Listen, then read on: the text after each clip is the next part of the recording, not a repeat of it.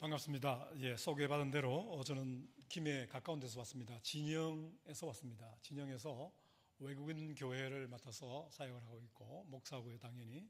그리고 소속은 노예 소속이 아닙니다. 노예 소속 교회가 아직 아니기 때문에 우리 총회 세계 선교회 소속 선교사로서 외국인 교회를 담임을 하고 있고요. 그래서 올해는 노회에 가입을 할까, 교회를 노회에 이제 가입을 할까, 그런 계획을 가지고 있습니다. 오늘 저희들이 함께 살펴볼 말씀의 제목은 하나님의 마음입니다. 먼저 제 자신을 처음 보는 분들이 대부분이고 뭐 다겠죠. 저도 여러분들을 처음 뵙는 것 같습니다. 간단하게 슬라이드를 통해서 궁금하실 것 같아가지고 한번 짧게 앞부분에 소개를 드리고 이어가도록 하겠습니다. 혹시 방송실 준비됐나요? 예, 넘겨주십시오. 예, 그냥 넘겨주시면 되겠습니다. 너무 빨리 가는 거 아닌가요? 예, 현재 사역은 제가 진영 외국인 교회를 맡아서 하고 있다는 것입니다. 예, 그래서 지금 진영 외국인 교회 너무 빨리 갔죠? 예, 저는 총회 선교사고 93년도부터 선교사로서 아직도 현역 선교사로서 사역을 하고 있는데요. 33년째 하고 선교사로 이렇게 사역을 하고 있는 것 같습니다. 이제 제가 현재 하고 있는 주 사역이 진영 외국인 교회입니다. 그래서 진영 외국인 교회를 좀 들여다보겠습니다. 한번 넘겨주시죠. 시작은 진영 교회 청년들의 전도가 되었고요. 그게 그 교회 내에서 선교회로 발전을 했다가 또 네팔 출신의 목사님, 우간다 출신의 그 흑인 목사님 이런 분들을 설교자로 사역자로 이렇게 모셔서 하다가 넘겨주시죠. 그렇게 하다가 2020년도에 저희 부부가 합류를 하게 됐습니다. 그 진영 교회 내에서 외국인들을 전도하는 모임으로 이렇게 유지되고 있던 거기에 저희들이 사역에 참여를 하게 되었고, 그리고 그 당시에는 필리핀 성도들만 있었고요. 필리핀 성도들만 있었는데 2022년도부터는 러시아권 성도들이 예배에 참석을 시작했습니다.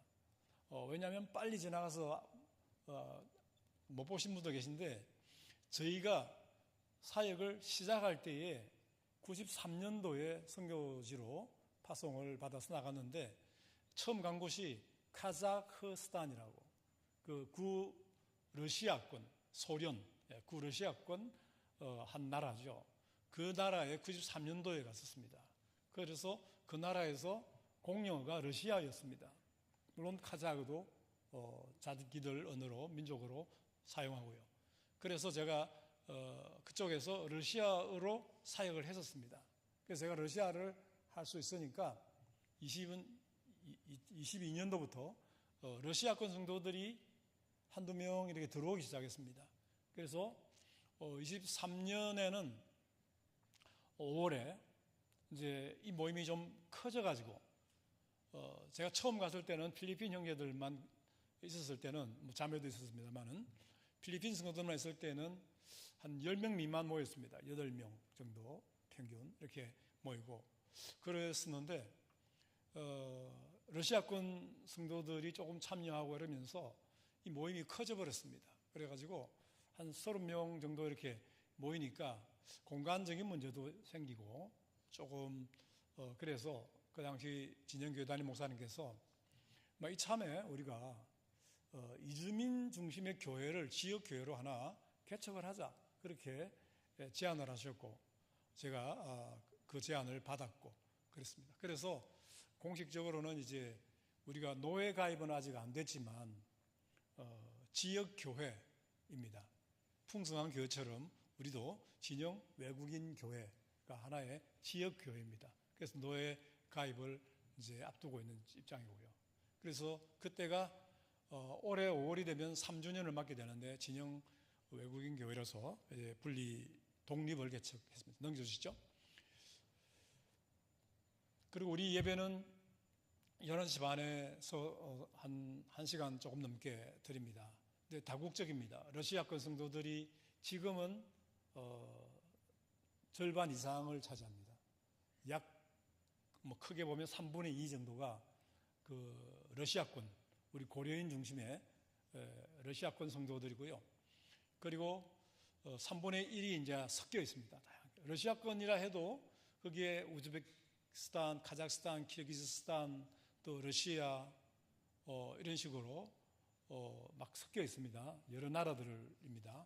그리고 이제 영어권으로 분류를 합니다만 사실은 영어가 모국어가 아닌 나라들인데 공용으로서 영어를 사용합니다. 그래서 필리핀 형제 자매들이 조금 많은 편이고 네팔 한 가정이 있고요. 또 태국의 두 형제가 나오고 있고 파키스탄 두 가정이 또 이렇게 나오고 있고요. 또 방글라데시 한 가정 우리가 잘 믿음을 예수를 영접하고 잘 자라서 양육해서 방글라데시로 이제 돌아갔는데 이제 다시 두 명이 그분의 돌아간 분의 방글라데시로 돌아간 분의 소개로 다시 형제 두 사람이 연결이 되어서 지난주에 처음으로 다시 나오기 시작했습니다. 그리고 어린이 예배가 어린이 사역이라고 해야 되겠죠. 저희 교회는 그 어린이 사역에 조금 주력을 하고 있습니다. 오후 1시 반부터 지금도 아마 끝났을 수 있겠습니다. 주일학교 시간입니다. 진행하는 시간이고 그 주일학교 학생들은 한국 아이들이 아닙니다. 한국 아이들이 아니고 러시아권 이주민 자녀들입니다. 그리고 넘겨주시죠. 우리 교회는 수요 모임이 없습니다. 새벽 기도도 없고요. 그래서 왜냐하면 이제 다들 일하러 가니까 시간 내기가 힘듭니다. 그래서 우리는 주일 예배 한번 정말 최상의 예배를 드리고자 노력하고 드리고 그 다음에는 금요일과 토요일에 이제 성경 공부 모임과 기도 교제 모임을 갖고 있습니다. 그것이 우리 교회의 어떤 모임의 다입니다. 그래서 러시아 모임은 소그룹 모임이라고 이름 붙였는데 금요일에 모이고 영어권 모임은 토요일에 그도 매주 할 수가 없었어. 왜냐하면 젊은 이제 이주 근로자들입니다. 이분들은. 그래서 오늘도 일하러 간 우리 그 성도들이 많이 있고 또 토요일에도 쉬는 날이 가늠이 안 돼요. 회사가 바쁘면 늘 출근을 해야 되고 토요일도 일을 해야 되고 그러니까 토요 모임이 정기적으로 정착이 잘 안 돼요. 그래서 이제 매주 하면 또 그들도 힘드니까 2주에 한 번씩 해서 토요일 날 오후 5시부터 모여서 한 6시, 7시까지 이렇게 성경 공부하기로 하고 또 그렇게 진행하고 있습니다. 넘겨주시죠. 그리고 이제 올해는 사실은 저희들이 조금 변화가 왔는데 지금까지 봄, 가을 1년에 2차례 12주씩 봄 12주, 가을 12주 이렇게 해서 우리 그 진영에 있는 공원에서 아이들 전도 프로그램을 했습니다. 뭐 복음 말씀 전하고 간식 주거나 선물 이렇게 줘서 집에 돌아가는 그런 프로그램인데 5번을 우리가 진행을 한 결과로 지금 우리 주일학교가 정착이 됐습니다. 아까 그 러시아권 자녀들 중심의 주일학교가 정착이 되어서 주일학교에 다 관계된 아이들이 30명이 넘습니다. 주일학교가 이제 매주 주일마다 매주 출석률은 30명까지는 안 됩니다만은 우리가 다 이렇게 모이면 30명이 넘어서 이렇게 좀 복잡한 그런 경우인데 2년 반을 거리에서 꾸준히 아이들에게 복음을 전하고 이렇게 금요일 오후마다 이렇게 했더니만 그 결과로서 우리 아이들이 이 말씀 안에서 지금 잘 자라가고 있고 또 그걸 통해서 부모님들까지 연결이 되어서 전도되어지는 그런 열매들도 있었습니다. 올해부터는 약간 변화가 올 것 같습니다. 왜냐하면 거리교회를 김해 동부교회 주일학교 선생님, 권사님이면서 주일학교 선생님인 이영실 선생님의 권사님의 도움으로, 지원으로 우리 거리교회와 주일학교를 거의 2년 반 동안 이렇게 맨 땅에 헤딩하듯이 생계책이라고 해야 될까요? 주일학교 아무것도 없는 데서 일구어서 이렇게 했는데, 그래서 이제는 아이들도 제법 안정이 되고, 이제는 우리가 그렇게 염원했던 그 러시아어로 자신의 언어로 자신의 아이들을 가르칠 수 있는 교사들이 세워지도록 우리가 굉장히 기도를 해왔었는데, 그게 올해부터 이루어졌습니다. 마치 우리 권사님도 이제 바빠서 더 이상 못 오시게 되면서, 또 우리 자체적으로도 아주 신실한 부부 가정이 한 부부가 주일학교 잘합니다. 맡아서 인수를 받았습니다. 정말 감사한 일이죠. 넘겨주시죠. 저희들은 교회가 말씀드린 대로 다국적으로 섞여 있습니다.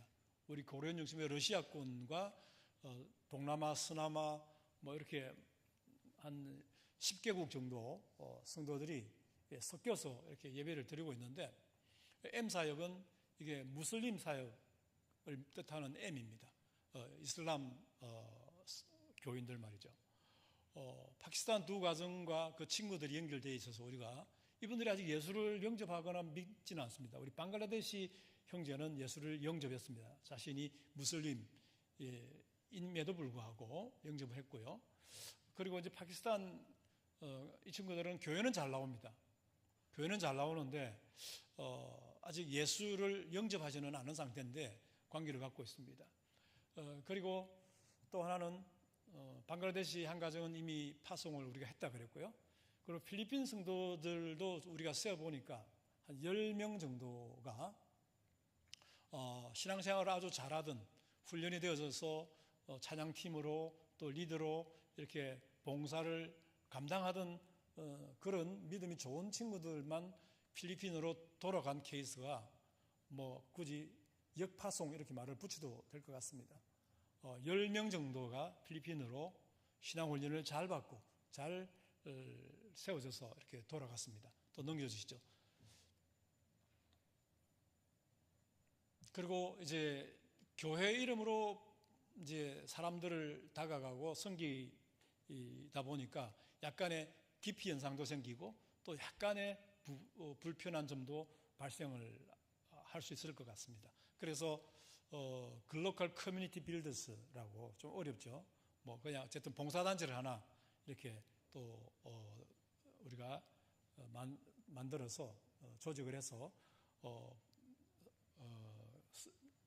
뭐랄까요? 설립을 신고를 해서 허락을 받고 그렇게 그 봉사단체 이름으로 봉사활동들을 하고 있습니다. 한국 왕자도 그 봉사단체 이름으로 하고 교회 이름으로 하기보다는 그 단체 이름으로 하고.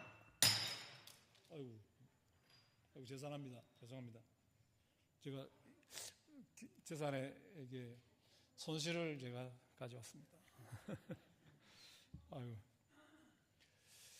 그리고 무료 이용 봉사를 꾸준히 해왔고요. 격월로 또 그리고 봄 가을에 우리 실버들, 우리 오늘 아브라함 회 같은 그 정도 나이는 아닐 수 있지만 또 아무튼 우리 고려인들을 보면 3대가 함께 한국에 와 있습니다.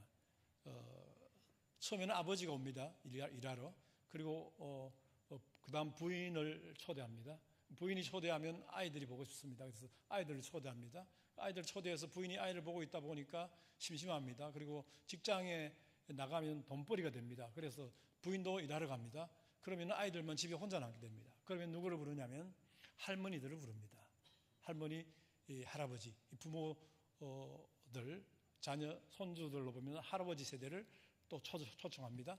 그래서 이 3대가 그렇게 좋지 않은 주거 환경에서 뭐 투룸 정도 아주 좀 복잡하게 이렇게 3대가 살아갑니다.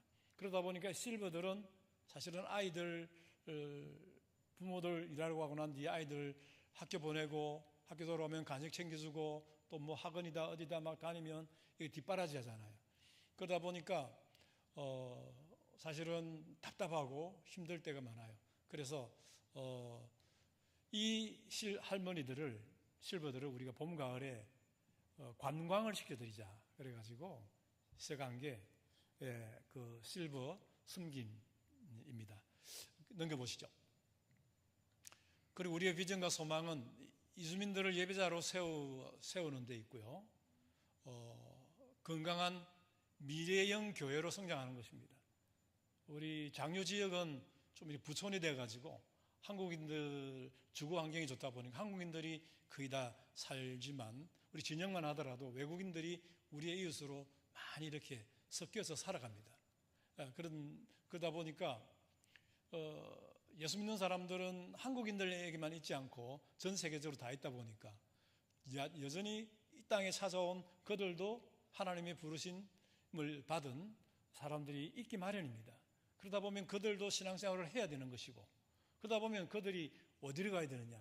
그냥 일반 한국 교회 가서는 아직은 언어가 안 되고 설교를 알아듣기도 그렇고 문화도 다르고 서로가 불편한 게 많습니다.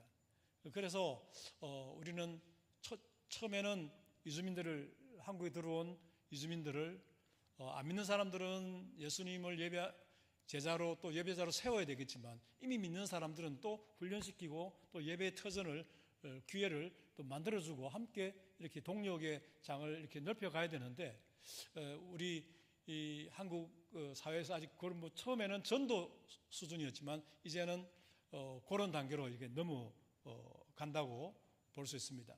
그랬을 때에 결국은 우리 진영 외국인 교회 같은 교회가 사실은 이주민들이 주지만 사실은 한국인들도 조금씩 들어오기 시작합니다.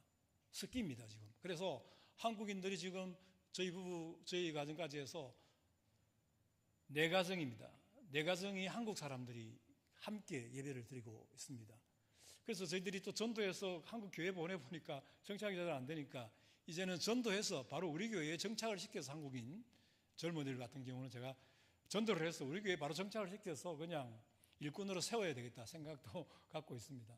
이건 무슨 말이냐면 일반 우리 한국 교회와 경쟁 구도로 가자는 것이 아닙니다. 경쟁할 수 있는 그런 여력이나 경쟁력은 아예 없습니다. 없지만 미래의 한국 사회 교회 모습이 어떻게 갈 것인가를 생각해 보면 이 이주민들을 변수로 두고 생각하기에는 이미 시대가 많이 변하고 있다는 겁니다. 이주민들이 우리 사회에 우리의 이웃으로 우리의 또 때로는 사위로 우리의 또 며느리로 가족으로 같이 살아가는 것은 이제는 변수가 아니고 변하지 않는 상수로 자리매김하고 있다는 것이죠. 그렇다면 우리 한국 교회의 미래의 한국 교회 모습은 지금처럼 계속하지는 않을 것이다 하는 겁니다. 그래서 이주민들이 하나님을 뜨겁게 찬양하고 오늘도 우리 교회에서 오전에 찬양을 정말 뜨겁게 찬양했는데 열심히 찬양했는데 그런 이주민과 함께 모이는 교회 이런 교회들이 한국 사회에 나타난다 1분 나타나지 않을 것이다 2분 몇 번 같아요? 저는 1분이라고 믿습니다. 그래서 지금은 이게 무슨 말일까 싶지만 좀 가다 보면 도시는 도시대로 시골은 시골대로 왜냐하면 시골에도 외국인들이 꽤 많이 지금 노동인력을 대체하고 있습니다. 그들 가운데 믿는 사람이 생기면 같이 예배드릴 수밖에 없겠죠. 그러니까 건강한 미래형 교회로 우리가 지금 잘 진영한 자락에서 자라고 있다. 그렇게 보시면 됩니다. 그러면 우리가 이미 자라서 이제 돕기 시작하면 이제 그때 시작할 교회들은 많이 도울 수가 있겠죠.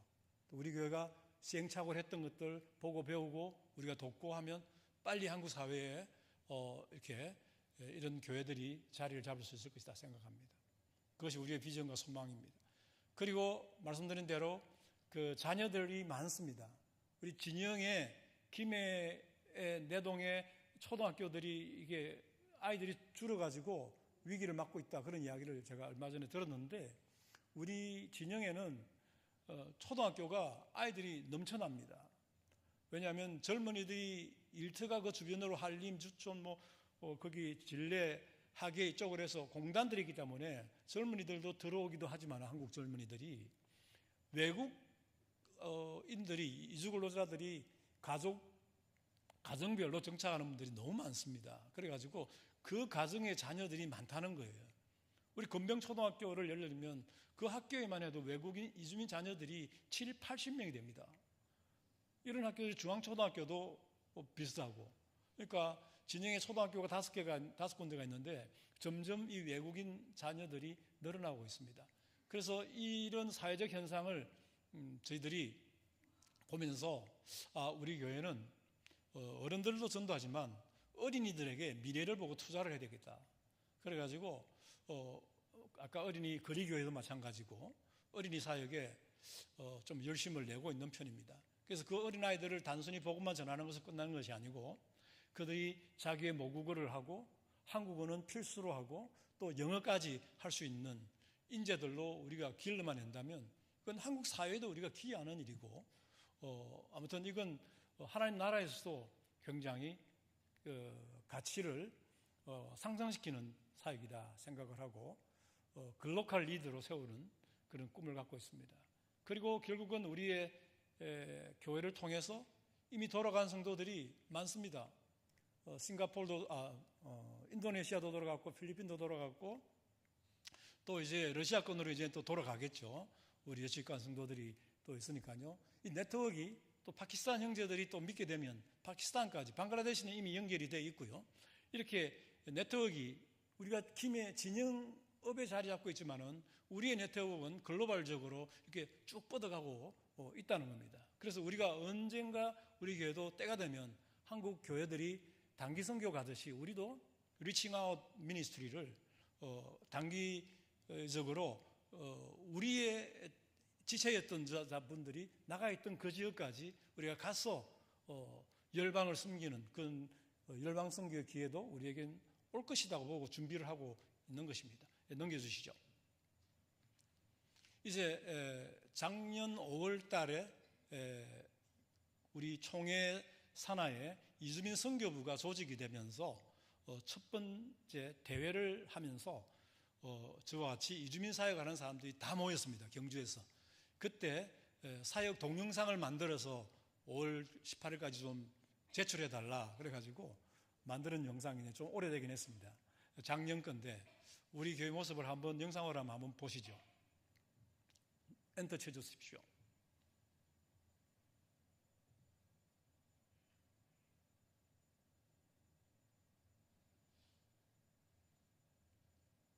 이건 동영상이 안 돌아가나 봅니다.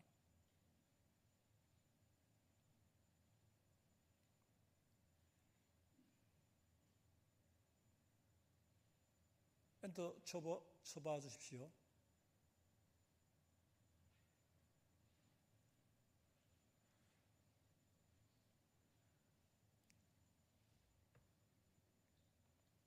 아쉽네요. 저희 교회 예배 모습과 우리 교회 생활을 동영상으로 담은 것이 있는데 동영상이 작동을 안 하는 것 같습니다.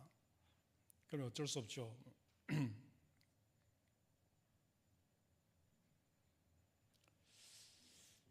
안 되죠. 예, 아이고 아쉽지만 아무튼 저희 교회 그러면 한번 넘겨보십시오. 다음 장 넘어갑시다.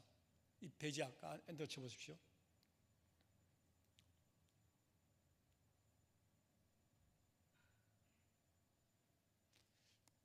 예. 이 모습은 저희 교회 주일학교 이 부부가 앞으로 돌려보시면 목사님 이분은 올해 1월부터 저희 교회에 이분이 처음 우리 교회에 와서 설교하시는 모습입니다. 이분은 러시아 출신의 우리 고려인입니다. 고려인 한국계 러시아인입니다. 그러니까 목사님입니다. 우리 천안의 신대원을 저와 우리 목사님과 같은 학교를 다녀서 졸업을 했고요.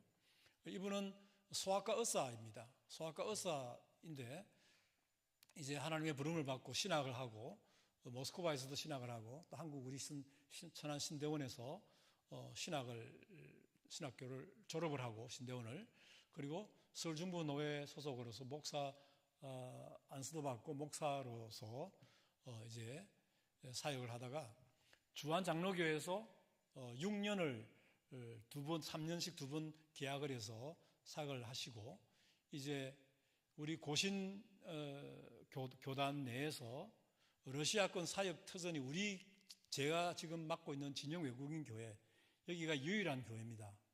그러다 보니 이분은 러시아로 사역을 할 수 있으니까 통합적 교회 주한장로교회에서 6년을 사역을 하고, 이제 우리 교회로 올해 1월부터 이제 오시게 된 겁니다. 그래서 우리 교회가 아직 사례도 이렇게 넉넉히 드릴 형편도 못 되고 하지만, 저희들은 믿음으로 하나님이 채워주시는 만큼 우리가 받고, 또 어쨌든 우리 두 사람이 열심히 해서 우리 교회를 성장시키자, 그렇게 하고 지금 사역을 하고 있습니다. 감사하게도 제가 좀 교회에다가 편지도 쓰고 좀 연락도 하고 해서 150만 원을 1월, 2월에 두 달에 걸쳐서 드릴 수 있었습니다.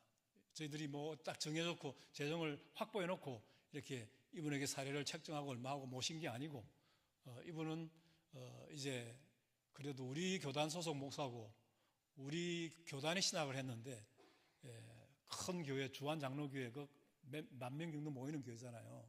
거기서 편안하게 사역을 하는 것보다는 우리 고신의 이 러시아권 사역이 우리가 유일한 곳인데 고신 쪽에서 헌신을 해야 되지 않냐, 의기투합을 해가지고 또 제가 훈련 원장을 할 때 이분이 사실 선교사 훈련을 받은 적이 있습니다. 그래서 서로 좀 아는 관계였습니다. 그래서 우리는 어쨌든 이분이 올해부터 와서 저에게 많은 큰 힘이 되고 있고 우리 교회도 많은 활력을 얻고 있습니다. 그리고 이분은 참 재능이 많습니다. 참 머리가 좋아가지고 그런지 체스 선수입니다.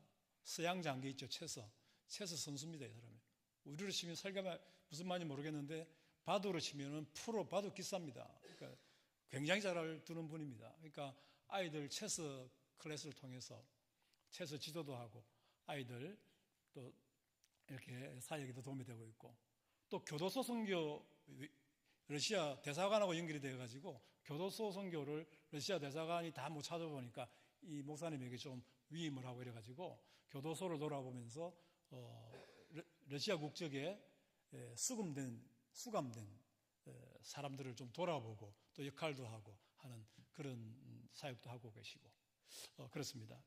넘겨보시면 이제 주일학교 지금 이 시간쯤 될지도 모르겠습니다. 수요일학교를 다 마치고 난 뒤에 특별활동으로 그룹별로 넘겨보시죠. 그래 하는 모습입니다. 이건 이제 우리 복도에 우리 교실이 좀 비좁아가지고 33평 홀에서 우리가 모이고 있는데, 처음에 거리 갈 때는 이제 건물 장소 걱정 안 해도 되겠다 했는데 지금 저희들이 벌써 고민에 빠져가지고 지금 꽉 차서 이제 마비가 되었습니다. 식사 때는 좀 어렵습니다. 한 50명, 많이 오면 60명까지 옵니다. 그렇게 되니까 굉장히 비잡습니다. 그래서 복도까지 공용까지 이렇게 우리가 점유하고 불법 점유하고 사용하고 있는 그런 모습입니다. 넘겨오시죠. 이 부부입니다. 저 러시아 블라디보스토크에서 온 러시아 이 부부가 우리 아이들을 맡아서 잘 이렇게 양육하고 있습니다. 넘겨주시죠. 이제 영상이 빠지니까 조금 이빨 빠진 것 같은 느낌이 들긴 한데, 영상을 보면 우리 교회의 예배 모습이 생생하게 음향도 들어있고 좀 좋을 텐데, 레위기 19장 33절부터 34절까지 말씀을 통해서 잠시 우리 풍성한 교회와 장기 풍성한 교회와 또 특별히 아브라함 회원들과 함께 묵상하고 싶은 것은 하나님의 마음입니다. 이 말씀을 통해서 우리를 향한 하나님의 마음을 좀 느낄 수 있으면 좋겠다 생각을 합니다. 번역은 우리 개역 개정하고 좀 다릅니다. 참고하시기 바라고. 외국인이 너희 땅에 거류하며 너희가 함께 있거든 너희는 그를 압제하지 말라. 너희와 함께 있는 외국인을 너희 중에서 나은 본토인 같이 여기며 자기 자신과 같이 사랑하라. 너희도 애굽 땅에서 나그네 되었음이라. 나는 너희 하나님 여호와니라.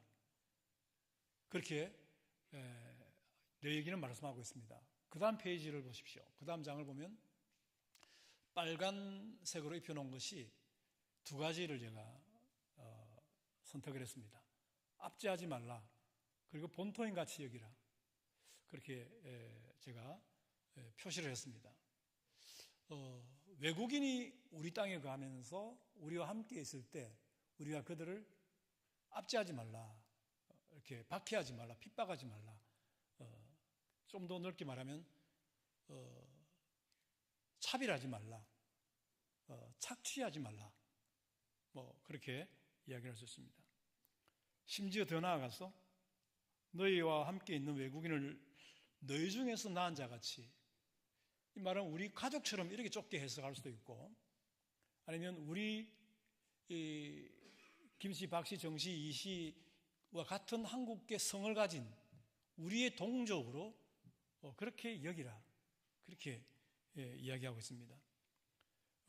우리 자신같이, 자기 자신같이 그렇게 사랑하라. 그렇게 이야기하고 있습니다. 한번 넘겨보시죠.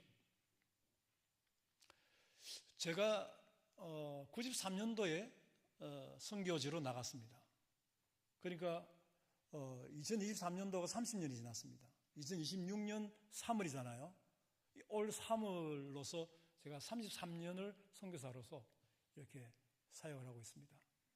그러다가 이제 2020년도부터는 이제 국내에서 한국으로 들어오는 이주민들을 대상으로 계속해서 복음을 전하고 또 선교사로서 계속 신분을 가지고 교회를 세워가는 이런 일을 하고 있는데요.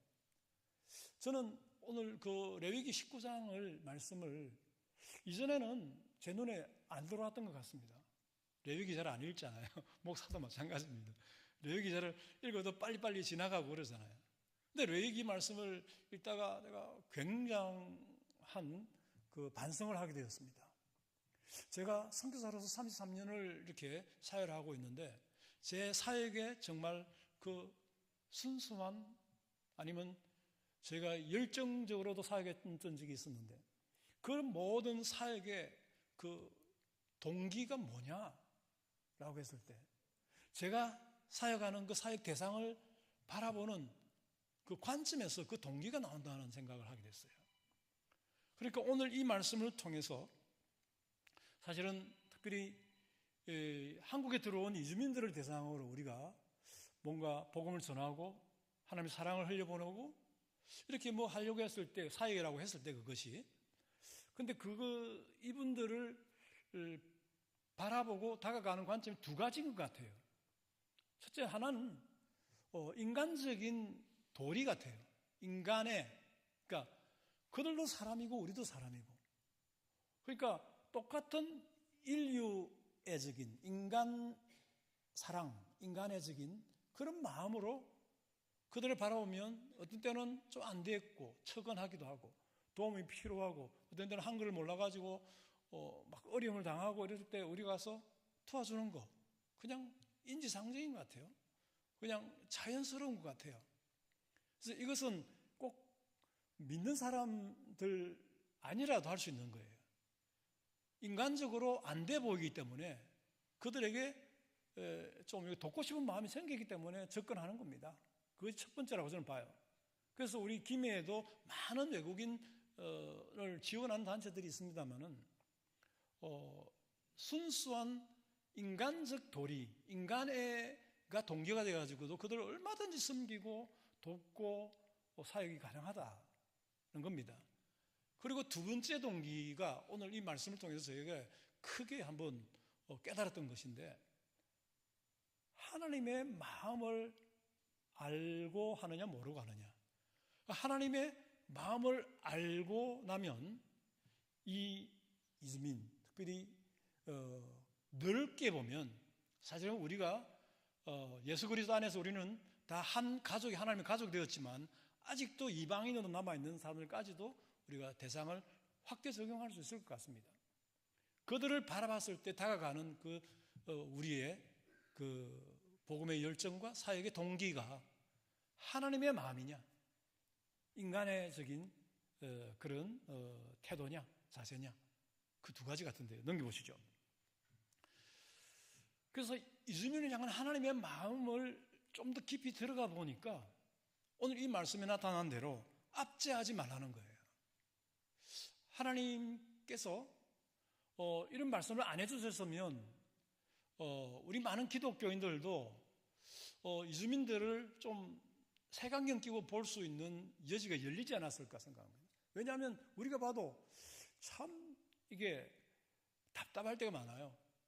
진짜 세금은 우리가 다 내는데 혜택은 그들만 보고 뭐 이렇게 심지어는 말하는 사람도 있더라고요. 그런데 그러고 우리는 그런 생각을 안 해봤지만 그런 이야기를 하는 사람 이야기 듣고 가만히 생각해 보니까 그런 면도 있더라고요. 요즘에 불법 체류자 가정이 뭐 하는 거 아무것도 없잖아요. 세금 내는 것도 없고 아무것도 없잖아요. 근데 또 아이들 입학시키고 또 병원에 가고 했을 때 인간적인 도리로서 또 인권, 아동인권, 인권 이런 차원에서 병원 치료를 다 해줍니다. 다 해주고 돈 안 내요. 그리고 학비도 다 받아줄 수밖에 없고 혜택도 똑같이 봅니다. 그러니까 이렇게 되니까 얄미운 점도 있죠. 세금은 우리가 다 내는데 혜택은 우리만 보는 게 아니고 다 같이 다 나눠보고 이렇게 하는 점도 있습니다. 그러다 보면 좀 얄미운 생각이 들 때도 있어요. 저희같이 사역을 하는 입장에서 보면 야 이건 좀 너무 심한 것 같아. 이 끝까지 도와줘야 되나 이런 마음이 간혹 들 때도 있습니다. 그러다가도 이 말씀을 보면 하나님께서 어떤 모양으로든 그들에게 선입견이나 편견이나 나아가서 핍박이나 박해 또는 압제, 불이익, 착취 절대 하지 마라. 그렇게 이야기하는 거예요. 그것이 하나님의 마음이라고 인정하고 받아들이기까지 그게 단순하지는 않더라는 이야기입니다. 그리고 더 나아가서 똑같은 우리의 지체, 우리의 가족, 우리의 동포로 그렇게 여기라 그런 겁니다. 그것이 하나님의 마음인 것을 우리가 말씀을 통해서 확인할 수가 있는 것입니다. 넘겨보시죠. 여기서 하나님의 마음이 나타나는 것 같아요. 하나님이 그렇게 명령하셨고 우리는 그 명령을 순종하고자 합니다. 그런데 우리가 하나님의 본심을 알 때 순종이 더 잘 된다는 거예요. 하나님이 우리에게 어려운 일을 어떤 사람에게는 어렵지 않을 수도 있는데 어려운 명령을 하셨다고 했을 때 우리가 쉽지가 않잖아요. 순종하기가, 수행하기가. 그런데 하나님의 본심, 하나님의 진심, 하나님의 그 애틋한 마음을 우리가 이해를 하면 쉬워진다는 거예요. 그전에는 그렇게 어렵던 일이 이제는 그것이 쉬워진다는 거예요. 그래서 하나님의 속마음을 드러내신 부분이 바로 그 뒷부분입니다. 너희도 레위기 19장에서 세 부류의 사람이 나오잖아요. 외국인이 나오고요. 그리고 너희가 나옵니다. 너희. 하나님의 백성이 나옵니다. 외국인을 바꿔 말하면 이방인이라고도 알고 있고 이방인이 나오고요. 하나님의 백성인 우리가 나옵니다. 그리고 나는 하나님이 나옵니다. 이 세 인칭, 외국인, 하나님의 백성, 하나님, 이 세 인칭이 나오는데 결국 하나님은 나는 너희의 하나님 여호와니라 이렇게 하면서 하나님의 마음을 드러내셨는데 일단은 우리를 향해서 너희가 도대체 누구냐라고 하나님 도전하시는 겁니다. 너희도 이들과 똑같이 언젠가는 한때는 너희들도 똑같은 부류의 사람들이었다는 겁니다. 그게 뭐냐면 우리가 죄의 종로로 가고 있는 상태, 애굽의 노예로 자유 없이 살았던 그 상태, 이 꼴입니다. 동일한 것이죠. 그러니까 너희도 결국은 언젠가는 이들처럼 외국인이었고, 저희들은 선교사들은 외국에서 오래 살아봤기 때문에 이 비자가 얼마나 중요한지 잘 알거든요. 비자를 받지 못하면 좌불안석입니다. 왜냐하면 나가야 되니까. 안 그러고 눌려앉아 있으면 불법 체류자로 남게 되는 거니까 불안한 거죠. 그러니까 이 나그네라는 뜻은 그런 것입니다. 늘 안절부절한 상태에 있는 사람들입니다. 그러니까 지금 우리가 한국 땅에서 편안하게 살면서 외국인들 바라보니까 외국인들은 정말 안절부절한 상태입니다. 지금 뭐가 하나 잘못될까 해서 늘 조마조마하고 늘 우리에게 뭐 본문 날라오면 이게 뭡니까 하고 들고 옵니다.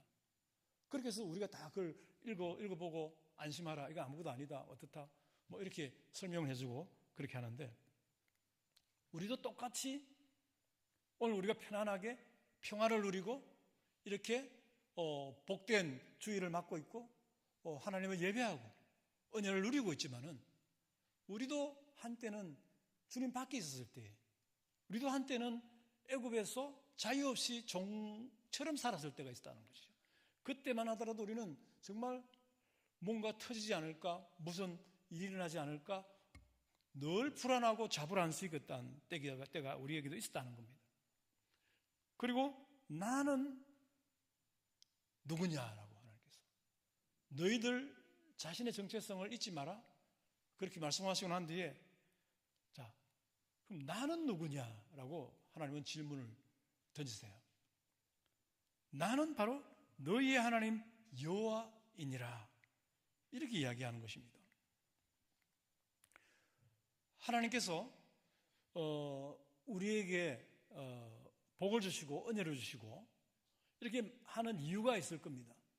그것은 우리가 예뻐 보이거나 우리가 착하고 잘 살아서, 또 우리가 뭐 특출해서 머리가 좋아서 그냥 하나님께서 그렇게 하신 것은 아닌 것 같아요. 저는 그건 확실합니다. 저를 봐도 그래요. 저에게 돈이 많으면 제가 하나님을 위해서 더 많이 쓸까, 나를 위해서 더 많이 쓸까, 좋은 일에 더 많이 쓸까, 쓸모없는 일에 더 많이 쓸까? 답은 물으나 만합니다. 목사인 저에게 물어도 물으나 만합니다. 순한 일에 고아원에 구제 많이 하고 싶고, 나에게 한 달에 많은 돈이 들어오는데 고아원에 한 3분의 1 갖다 바치고 뭐 나머지로 내가 어렵게 살아야지, 그런 사람 목사 가운데 없습니다. 장로님들 가운데 있을지 모르겠어요. 목사 가운데도 없다고 봐요. 우리 동기 목사 봐도 그래 안 합니다. 나부터 챙기죠. 나의 가족부터 챙기죠. 그리고 혹시라도 정말 우리가 선심 서듯이 구제하고 장흥음하고 기부하고 이런 거 아닙니까? 좀 솔직해집시다. 그런 거 아닌가요, 우리? 우리의 모든 것을 순한 일에, 착한 일에 하나님 기뻐하시는 먼저 드리고 나머지로 어렵게 우리가 살아가는 사람 별로 없습니다. 그렇지 않겠습니까? 그런데요, 하나님께서 우리에게 이런 자유와 함께 부도 주시고 정말 많은 가능성들을 주셨을 때에 하나님께서 왜 주셨을까 생각해 보면, 우리가 과거에 어떤 자였는지를 아느냐 모르냐에서 그 시작점이 확 달라진다고 저는 생각을 해요. 우리도 한때는 정말 어렵게 산 적이 있었다고 한다면 어려운 사람 도울 수 있듯이, 우리도 한때는 저는 아픔을 내가 경험해 와서 그러면 그 사람의 입장을 제가 이해하듯이, 우리도 종이 되었었잖아요. 우리도 자유가 없었잖아요. 우리도 정말 뺑뺑이 돌았잖아요. 우리가 60년대 70년대 어렵게 안 살았습니까? 우리가 다 그렇게 해봤잖아요.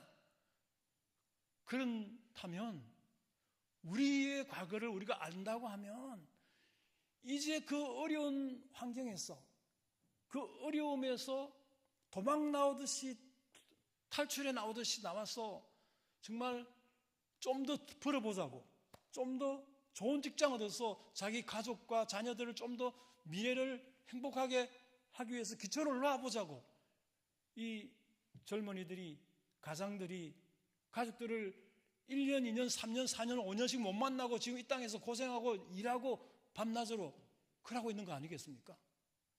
그러면 우리도 그런 적이 있었다는 거예요. 불과 몇십 년 전만 하더라도. 근데 우리가 이 사실을 잊어버릴 때는 우리가 갑질하고 착취하고 이들을 정말 학대, 하는 것은 사람인지라 자연스럽게 그렇게 된다는 거죠. 그런데 우리도 한때는 애굽 땅에서 종이었던 것을 깨닫는다면 이들을 충분히 이해할 수 있고, 이들이 정말 어떤 환경에서 어떤 마음으로 이렇게 노력하고 있는지 쉽게 이해가 된다는 것입니다. 그럴 때 우리가 힘들죠. 하나님, 정말 하나님 말씀대로 살려고 하니까 너무 힘들어요. 그럼 나는 나에게 남는 게 뭡니까? 다 먼저 그 나라 거르고 간다고 다 바치고 헌신하고 시간도 다 거기 투자하고 나는 자녀들을 위해서 한 것도 없고 별 그것도 없고, 그럼 나는 남는 게 뭡니까? 이런 생각이 들 수 있다 없다. 특별히 사역자들에게 많은 이런 생각이 듭니다. 저도 때로는 우리 아이들이 지금 36세, 34세인데도 돌이켜보면 미안할 때가 있어요. 미안할 때가 있다고요. 정말 나도 좀 우리 아이들을 제때 좀 지도도 하고 이렇게 좋은 환경에서 잘 이렇게 쉽게 갈 수 있도록 그 일에 시간을 투자하고 에너지를 투자하고 그냥 한 대충 하고 우리 아이들을 위해서 더 많이 하고 이렇게 할 수도 있었는데, 지나고 보니까 우리 아이들에게 해준 거는 기억이 나질 않아요. 우리 아이들에게 좋은 거 사주고 좋은 거 이렇게 놀아주고 좋은 뭐 한 거는 기억이 별로가 아니라 아예 하나도 없어요, 저에게는. 그 제 아내가 불만이죠. 당신이 자녀들을 생각해봐라. 한 것이 뭐냐 해서 할 말이 없죠. 그러고 싶죠. 그랬을 때 이 부분을 놓치면, 나는 너희의 하나님이라는 이 부분을 놓치면 실족합니다. 정말 뺀질거리고 헌신 안 하고 정말 그러던 사람들은 다 이렇게 잘 나가고 있는데, 나는 최선을 다해서 이렇게 달려왔지만 나는 왜 이러지? 이렇게 들 때가 혹시 있다면 이 부분에서 위로받을 수 있다고 저는 생각합니다. 내가 다 안다. 내가 누구냐? 내가 너의 그 수고를 다 알고, 내가 너 자식들에게 주고 싶지만 이걸 그 성도들에게 다 퍼준 거 내가 모를 것 같느냐? 내가 다 알아. 내가 다 봤다. 내가 다 안다. 내가 누구냐? 하늘과 땅과 그 가운데 모든 것들을 만들고 심지어 너희들을 나의 형상으로 만드는 주인 아니냐? 내가 누구냐? 난 그렇게 하나님께서 정말 어려움을 혹시 겪고 있다면, 딱 맞닥뜨렸을 때 하나님께서 이 질문을 하신다면 여러분 한번 상상을 해보세요. 정말 억울합니다. 정말 힘듭니다. 정말 왜 이러십니까? 뭐 이런 환경에서 하나님이 딱 나타나셔가지고 내가 누구니? 누구야? 너에게 나는 누구니? 라고 진지하게 물어봤을 때 우리는 뭐라고 대답할 수 있을까요? 아이 몰라요. 모르겠어요. 이렇게 할 수는 없겠죠. 그 하나님은 적어도 애굽에서 자유 없이 종살이 하던 나를 위해서 독생자 예수 그리스도를 보내셨습니다. 십자가에 내어주셨습니다. 그보다 더 큰 사랑을 없는 것은 머리로는 이해했지만은 가슴으로 실제 생활에서 그것을 증명해내지 못하고 투덜투덜하고 살았던 모습들이 후회스럽지 않을까요? 회개하고 싶은 마음이 들지 않을까요? 하나님이 나타나셔서 그렇게 물으신단 말이죠.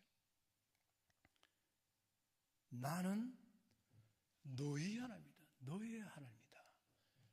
그렇게 하는 그 부분에서 모든 사역이 사실은 제가 말은 그렇게 하지만 큰 스트레스가 있었던 건 아닙니다. 저희들은 행복하게 사역을 해왔고 지금까지 선교사가 된 건 한 번도 후회한 적 없고, 지금도 제가 습관적으로 정말 현지인들 봐주는 일, 현지인들의 복지와 현지인들의 어떤 믿음 생활과 성장에 대해서 제가 안테나가 바짝 서 있지, 우리 아이들이 직장을 아직도 둘째는 다 잘 다니다가 그만두고 지금 재취업을 위해서 지금 하고 있지만, 제가 기도를 많이 못하고 있지만 우리 현지인들이 연락 오면 제가 마음이 뛰면서 쫓아가기 바쁜 그런 삶을 지금도 살고 있습니다. 그렇지만 후회한 적 없고 열심히 당당하게 기쁘게 이렇게 사역을 하고 있습니다. 특별히 이 레위기 19장의 이 말씀을 제가 어느 날 딱 가슴으로 부딪히게 읽으면서 깨달으면서 태도가 완전히 역전된 것 같아요. 사랑하는 성도 여러분, 오늘 아브라함 회 헌신 예배인데요. 아브라함 회하고 또 아까 그 찬양하고 참 잘 어울리는 것 같아요. 하나님의 마음을 저는 누구보다도 우리 아브라함 회 회원들이 더 깊이 느끼실 수 있다고 저는 생각을 합니다.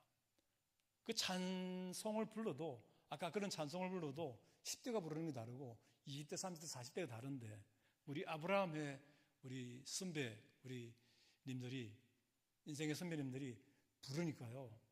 그 가사가 정말 더 절절히 와닿거든요.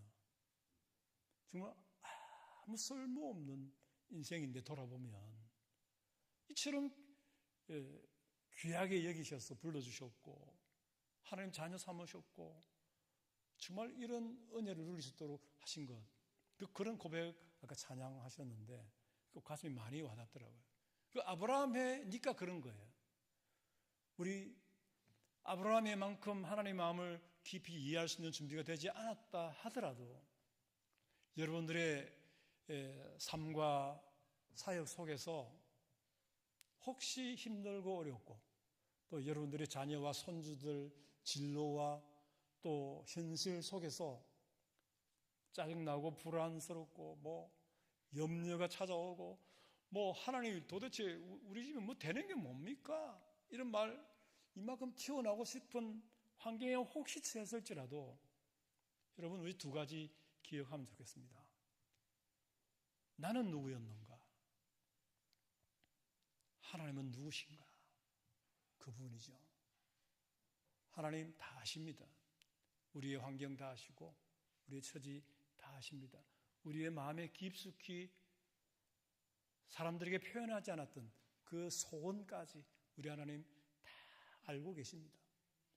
그럼에도 불구하고 때로는 하나님이 너무 하나님도 힘드실 것 같아요. 인내하시고 침묵하실 때가 있습니다.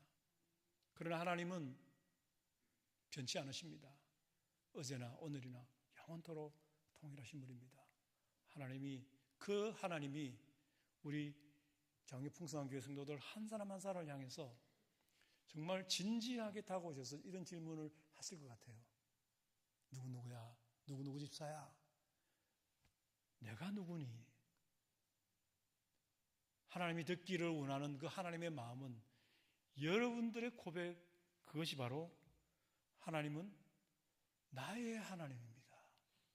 그것일 것입니다. 하나님이 답을 가르쳐 주셨어요. 나는 너희 하나님이시니라. 그렇게 말씀하셨어요. 우리 그런 사랑의 고백을 해본 적이 언젠지 기억나십니까? 정말 시간 우리 하나님께 사랑의 고백을 한번 할 수 있는 시간이 되면 좋겠어요. 하나님, 나의 하나님, 어떤 환경과 처지에서도 나를 이해하시고 나를 지지하시고 나를 붙들어 주시는, 나를 응원하시고 나를 인도하시는 나의 하나님, 그분이 바로 여호와 하나님이십니다. 그래서 하나님 사랑합니다. 이런 고백이 있기를 바랍니다. 그리고 제가 선교사로서 오늘 이 자리에 섰는데 정말 이 말씀만 당부 삼아 드리고 마치겠습니다. 우리 주변에 이주민들, 외국인들에게만 굳이 국한시키지 않아도 될 것 같습니다. 예수 밖에 있는 사람들까지 포함시킵시다. 정말